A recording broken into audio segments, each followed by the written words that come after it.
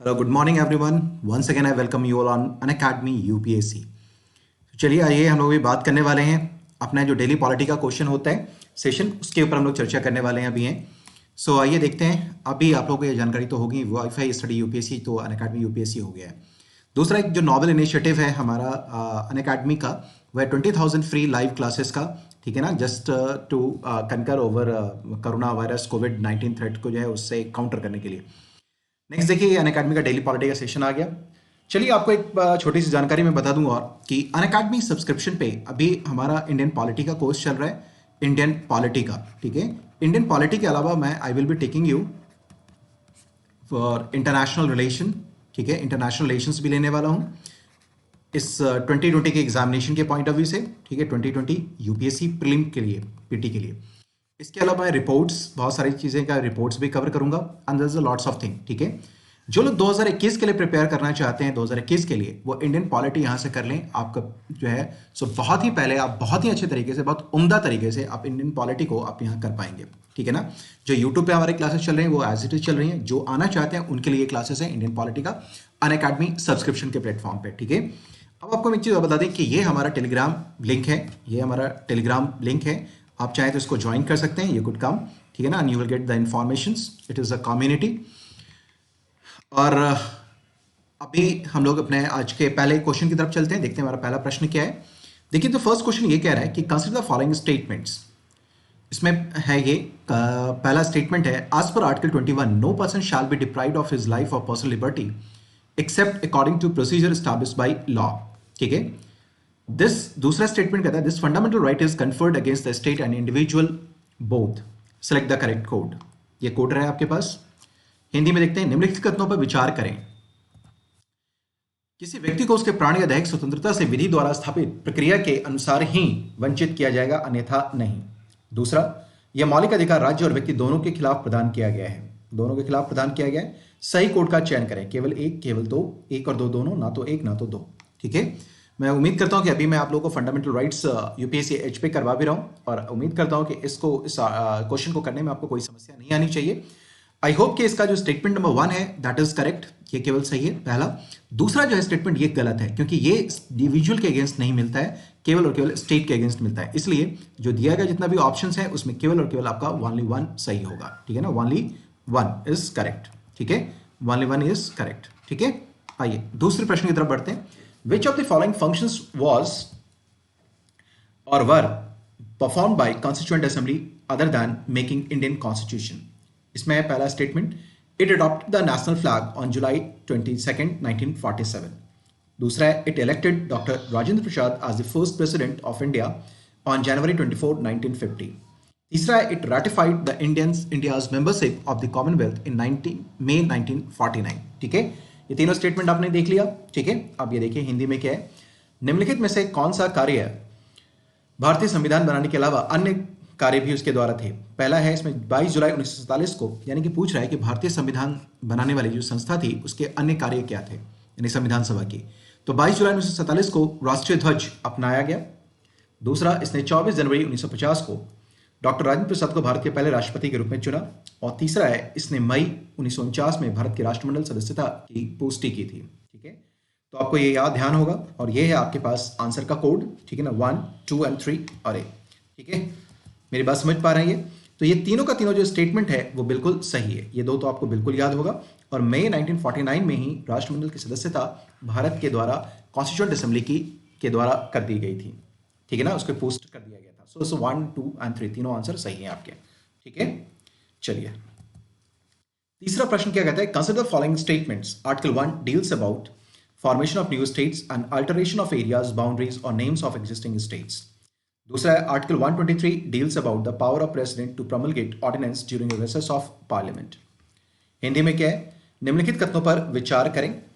अनुच्छेद 1 नए राज्य के गठन और क्षेत्रों, सीमाओं या मौजूदा राज्यों के नाम के परिवर्तन के बारे में है। और दूसरा, अनुच्छेद 123 संसद के सत्र में ना होने के दौरान दोनों अध्यादेशों को राष्ट्रपति की शक्ति के बारे में बताता है, ठीक है। सो 1 भी देख लिया, 2 भी देख लिया आप लोगों ने, ठीक है। तो आपको लग रहा होगा पहला का स्टेटमेंट सीधा का सीधा गलत है, बिकॉज इट टॉक्स अबाउट, ये क्या होता है, नेम एरिया, नेम के बारे में बताता है, ठीक है ना। And the nature of your country, Bharat that is India which is a union of states, ये आर्टिकल नंबर 3 है, तो ये क्वेश्चन गलत है। आर्टिकल 123 बात करता है प्रेसिडेंट के ऑर्डिनेंस के पावर के बारे में। जब पार्लियामेंट सेशन के अंदर ना हो, रेसेस में हो, तो प्रेसिडेंट क्या कर सकता है, ऑर्डिनेंस को इशू कर सकते हैं, ठीक है। सो मेरे ख्याल से इसका आंसर केवल 2 होना चाहिए, ठीक है ना, only 2 is the correct answer, ठीक है। मेरी बात समझ पा रहे हैं सभी लोग? So only 2। आइए सेकंड लास्ट क्वेश्चन की तरफ हम लोग बढ़ते हैं। Consider the following statements. All the provisions of Constitution were enforced on 26 January 1950. All the provisions of the Constitution were enforced on 26 January 1950. Indian Independence Act 1947 was repealed after the commencement of the Constitution. ठीक है, हिंदी में भी देख लीजिए। संविधान के सभी प्रावधानों को 26 जनवरी 1950 को लागू किया गया था, ठीक है। तो ये स्टेटमेंट आप जानते हैं कि गलत हो जाएगा, क्यों? क्योंकि इसे 26 नवंबर 1949 को भी लागू किया गया था, ठीक है। दूसरा, 1947 का भारतीय स्वतंत्रता अधिनियम संविधान के प्रारंभ के बाद निरस्त कर दिया गया था, ये बिल्कुल स्टेटमेंट सही है, ठीक है। सो ये देखिए इसका आंसर क्या होगा, मेरे ख्याल से केवल और केवल 2 होना चाहिए, केवल और केवल 2 है, ठीक है, right. So only 2 is the correct answer, ठीक है। चलिए आ जाइए, यही था आपका क्वेश्चन, ठीक है। आ जाइए 5वें प्रश्न की तरफ बढ़ते हैं। कंसिडर द फॉलोइंग स्टेटमेंट्स, निम्नलिखित कथनों पर विचार करें। Mysore province had sent highest number of members to the constituent assembly amongst princely states. दूसरा, the provisional parliament ceased to exist on April 17, 1952। ठीक है, मैसूर प्रांत ने रियासतों के बीच सबसे ज्यादा सदस्य संविधान सभा में भेजे थे। दूसरा, 17 अप्रैल 1952 को अनंतिम संसद का अस्तित्व समाप्त हो गया था। इन दोनों कथनों पर विचार करना है, ठीक है। सो यहां पर आपको ठीक है, तो आपको ये ध्यान होगा मैसूर से सबसे ज्यादा लोग गए थे, ये आपको मैंने बता रखा है। और 17 अप्रैल 1952 को जो है आपका जो अंतिम संसद है का अस्तित्व समाप्त हो जाता है। उसके बाद जो है हमारे यहाँ क्या होता है, राज्यसभा और लोकसभा ये जो है मतलब संसद का निर्वाचन हो जाता है, ठीक है। सो ये आपके दोनों स्टेटमेंट बिल्कुल सही होंगे, ठीक है। चलिए आ जाइए। सो अगेन ये मेरा टेलीग्राम चैनल है, ठीक है, और ये अनअकैडमी सब्सक्रिप्शन पे का ये मेरा पवन 10 का कोड है। यहाँ मैं अभी इंडियन पॉलिटी करवा रहा हूँ, ठीक है। और आप जानते हैं कि इंडियन पॉलिटी बहुत तरीके से मैं करवा रहा हूँ विथ करंट के साथ मैं करवा रहा हूँ, ठीक है, करंट के अप्रोच के साथ, जो कि बिल्कुल 2020 और 2021 के लिए बहुत ही ज़्यादा इंपॉर्टेंट है। क्योंकि अभी मालूम होगा कि अभी यूपीएससी एज में हम लोग टारगेट क्या कर रहे हैं, हम लोग कर रहे हैं टारगेट के 2020 में किस तरह क्वेश्चन आ जाए, ठीक है। और आपको ये भी मालूम है कि जब आपको 2021 के लिए प्रिपेयर करना होगा तो आपको जनवरी से लेकर 2019-20 के जनवरी से लेकर के आपको कब तक का करंट अफेयर्स देखना होगा, तो अप्रैल 2021 तक का देखना होगा, ठीक है। तो अगर आपको देखना है तो भी आपके इस लिहाज से भी ये बहुत ज़्यादा इंपॉर्टेंट सेशन हो रहा है, ठीक है। सो पॉलिटी पूरा का पूरा स्टैटिक हम लोग कर रहे हैं, ठीक है, static with each and every details plus current के साथ। आप ये जानते हैं कि करंट अफेयर्स का अगर 1-2 साल का अगर आपके पास डेवलपमेंट अगर आपके पास है तो मेंस में भी आपकी तैयारी बहुत अच्छी हो सकती है, ठीक है। सो आप अनअकैडमी सब्सक्रिप्शन पे ये पवन 10 का कोर्स है, ठीक है। यूट्यूब पे हम लोग सारी चीज़ें अच्छे से कर ही रहे हैं। आप चाहें तो पवन 10 के कोड को यूज़ करके यहाँ आ सकते हैं। I will taking care of you. और आप यहाँ आते तो मैं आपको बताऊंगा कि आपको क्या क्या चीज़ें करनी है, कैसे करना है। I will be personally guiding you, mentor करता रहूँगा मैं, काउंसलिंग आपकी करता रहूँगा। So you could come on that, ठीक है। सो यहाँ पर मैं आप आएंगे तो आपको क्या करना होता है कि आप जब भी आप अनअकैडमी का जब वेबसाइट खोलेंगे तो आपको वहाँ खोलने के बाद आपको जो है यूपीएससी सीएससी में जाना होता है। जब यूपीएससी सीएससी में जाएंगे ना, फिर आपको वहाँ सब्सक्रिप्शन का प्लान दिखता है, 1 month, 3 month, 6 months, 12 month and 24 months.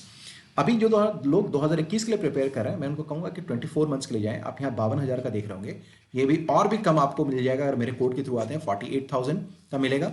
और अगर 5010 पवन 10 का कोड आप यूज़ करेंगे तो इसमें भी आपको 4800 और माइनस हो जाएगा, ठीक है ना। सो अब इससे ज़्यादा रिजनेबल चीज़ें और आपको क्या चाहिए। So it is somewhere around जो आपका आ रहा है वो आपका 43,000 समथिंग के राउंड आएगा। So don't miss the opportunity, फटाफट कीजिए और आके इस कोर्स को ज्वाइन कीजिए, ठीक है ना। 2 साल सफिशिएंट होता है। पेमेंट का मोड कोई भी हो सकता है, क्रेडिट कार्ड, डेबिट कार्ड, कुछ भी option you can go for और चूज कोई भी बैंकिंग के थ्रू, ठीक है। सो मिलते हैं शाम के 4 बजे, बट उससे पहले इस कोड को don't forget. Thank you very much, ठीक है, ठीक है साहब, चलिए आ जाइए।